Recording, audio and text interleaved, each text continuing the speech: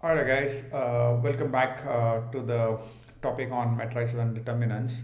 In the last video that I put yesterday, I just gave you a kind of a very the beginning and the precursor on what kind of gave birth to the matrices and determinants concept and stuff like that, in which we did not really go into the detail of matrices and determinants itself, but we spoke at length about understanding linear equations and linear system of equations particularly, and we conclude the video with two word problems, one from the Babylonians and one from the Chinese, on how kind of that were the bedrock for the whole evolution of matrices and determinants. In this video, hopefully I'll be able to complete the topic on that. So what I would like to say is, how can we think about and appreciate the fact that how this came into existence and how this is relevant even today in the modern mathematics, in modern physics, electrical engineering, and a lot of other aspects of the different fields. So let's understand that. And then some fun facts is right, there's always a curiosity among students when they study it, right? What are matrices, or what is a matrix, and what is a determinant? What is the difference? And which one came first? Because there is definitely correlation between both of them. But did matrix come first, or did determinants come first? Kind of a chicken and egg story here. And what is the relation between them? And like a quick fun fact is, the movie Matrix, right, from Keanu Reeves, which has got a lot of the whole franchise of Matrix. Does it have any relevance to this topic, or the reason they gave this name, or it was just more of a coincidence? Let's, towards the end of the video, just for the fun fact, let's also try to understand that. So let's jump straight into this. I want to keep this a short video, and this is more of a fun and just setting the context.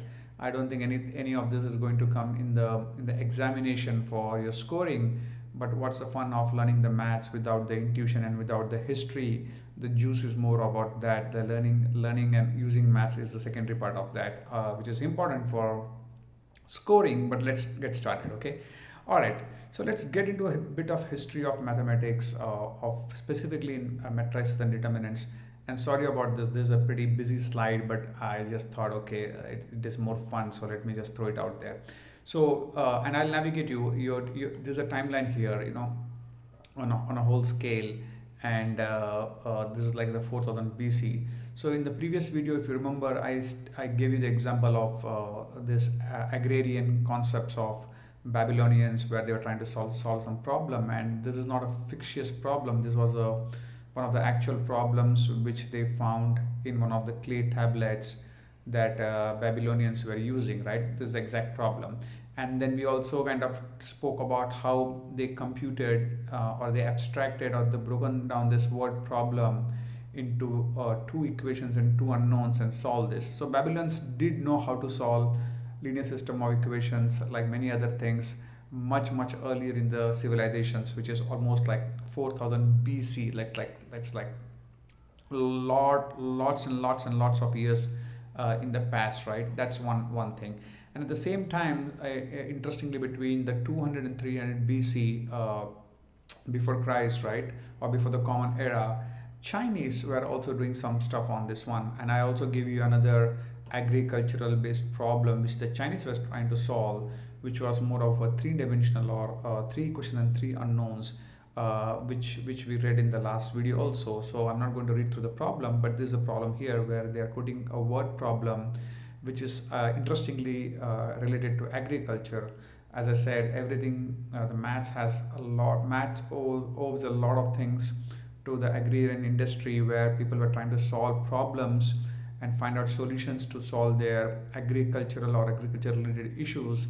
And maths was predominantly used, right from trigonometry to a lot of calculus. So agricultural and astronomy are the two kind of curious problem areas for which mathematics owes a lot. And that was kind of the foundation of everything. But anyway, coming back, so if you see here Chinese, right, the interesting thing is they did publish a book on the mathematical art and all those things, and I'm not going to go into that. But what you find interesting is they took this word problem, like the Babylonians, who had their own methods of solving two equations and two unknowns. In this case, the Chinese problem is three equations and three unknowns. And interestingly enough, they just abstract the numbers from this word problem and write down this in a array format, or the format of just extract the coefficients of the numbers without getting into the details of what the problem was. And this whole array representation, or the coefficient notation, is where the modern mathematical textbooks start defining metrics or determinants. When you ask them what is a matrix or determinants, they just say that it's an array of numbers. And I find it very interesting saying that, I mean, everything is an array of numbers if you put it together, but what was the history of that? And this is where it trickles down the history to why it is called of an array of numbers. There is a reason behind that, where the Chinese was trying to get those abstraction or solving those word problems and putting into a specific set to solve. And this is kind of a place where the array of numbers kind of emerged. Although it looks array of numbers, but it was the Chinese way of solving the problems. Anyway, coming back to the interesting part. Until now, right, even the Babylonians and the Chinese, we are not going to use the words officially yet, determinants or matrices. Those words are not into existence yet, and that's the most interesting part. Although they were kind of solving the problems in a specific way, they were not using the words both matrix and determinants yet. Okay, then moving forward, then the Japanese come into picture. Some of the Japanese guys are not using the words again determinants, but they are also trying to solve these problems independently in their own way. So there is a lot of people concurrently in the ancient world trying to solve problems. And if you see on the right hand side, starting from this portion over here, for example, okay, let me draw it. If you see from this portion from here, right, it's all the European world and the European guys until today, right? So what we have done is we have moved away from the 4000 BC and the before common era. Now we are into the 17th or the 18th century, right? And I put some common notes in purple color, which is kind of generalizing all the work people have done, because there's a lot of people have contributed to this, and I could not just find everyone's name. I just called out few names, thinking that might be interesting, but it's not to discredit anyone who has worked. So the generalization of the 17th through 19th centuries, even today, right, on the European side, is a lot of people are working on determinants and matrices, and it was getting popular, and they were using the work done by someone else to kind of progress and advance it. A lot of people were trying to solve the problems, but they were not trying to publish or document anything.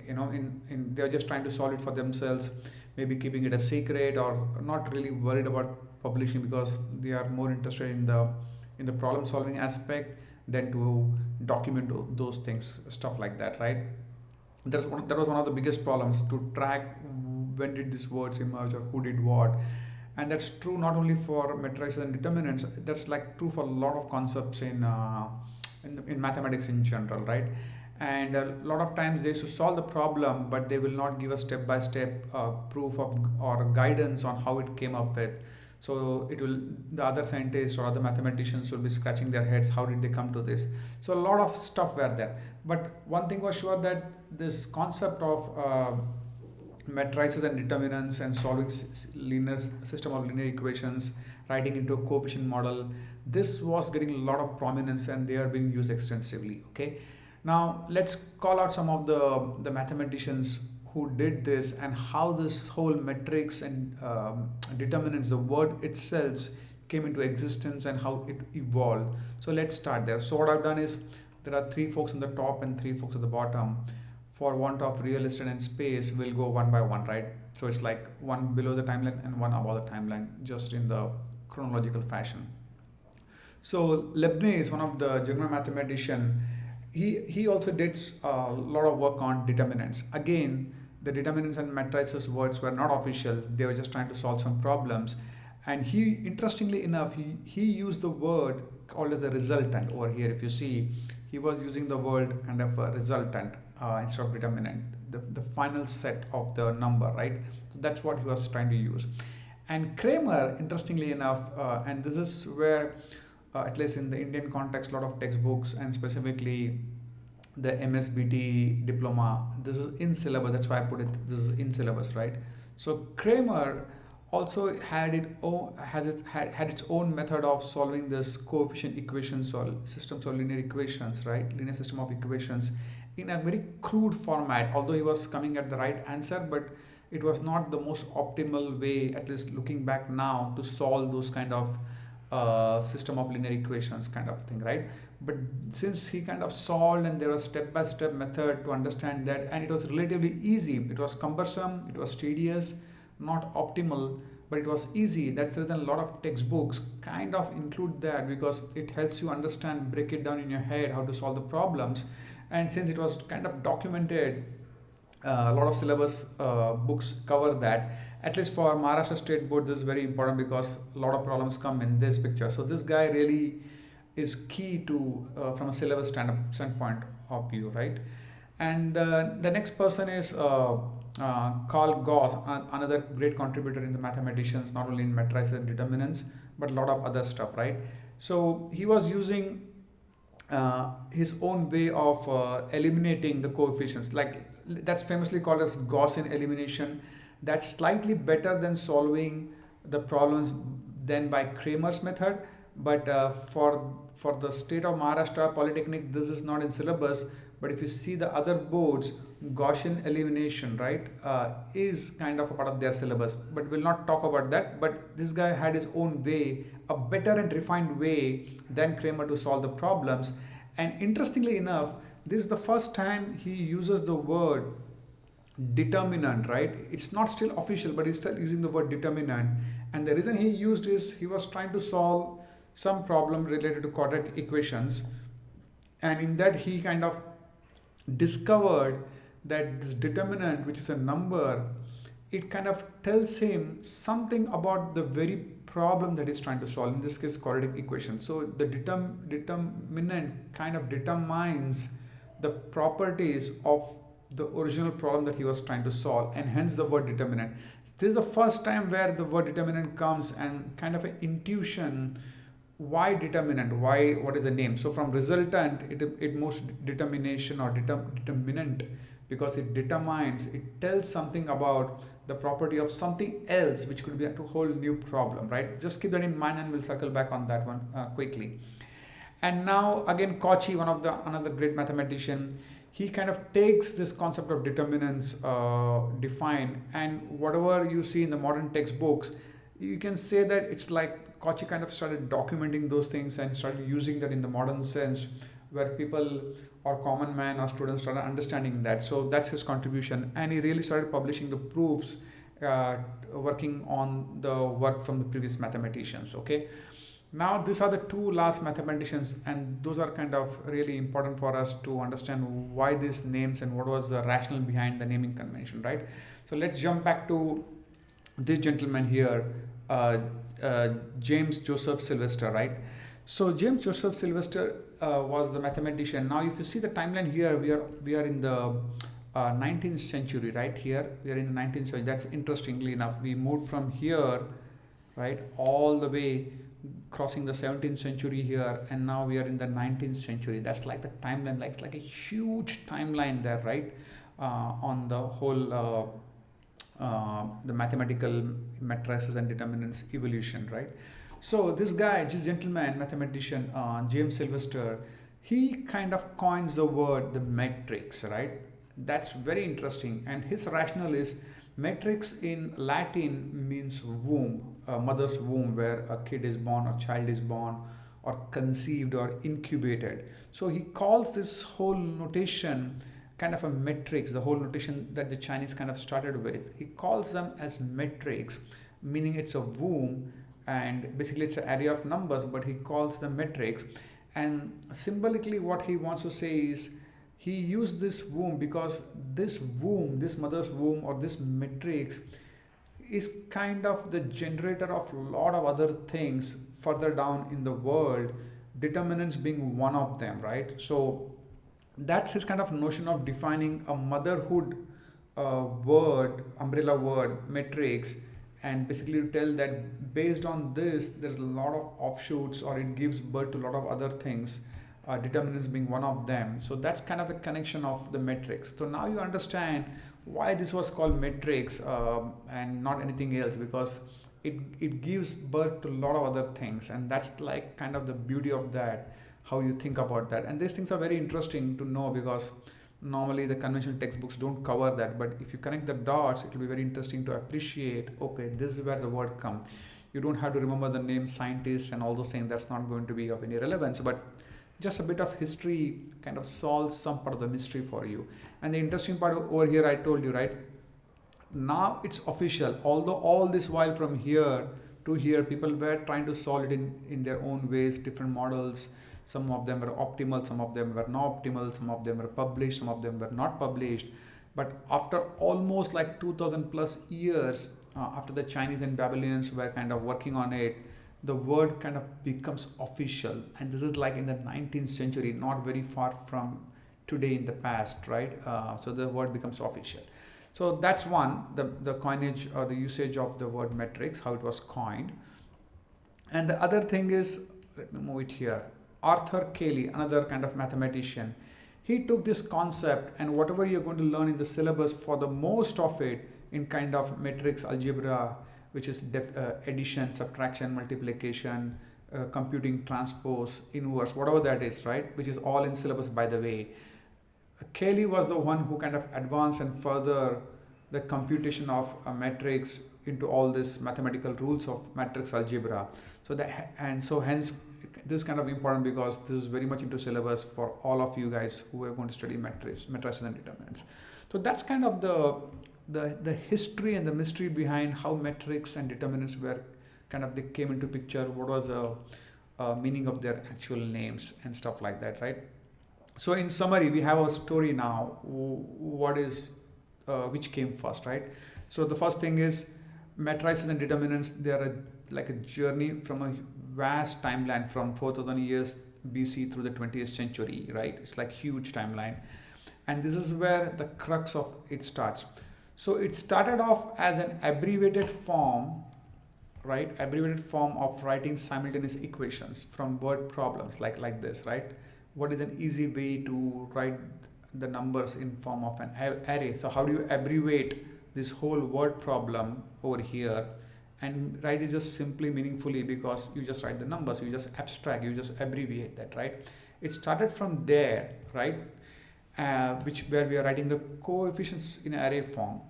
From this, it gave to like a womb, mother's womb, like the matrix gave birth to determinants, because determinants were helpful in determining the properties of the very problem we are solving, which is in this case matrices. So determinants were a number which helps you understand the properties of the very matrix you're trying to solve.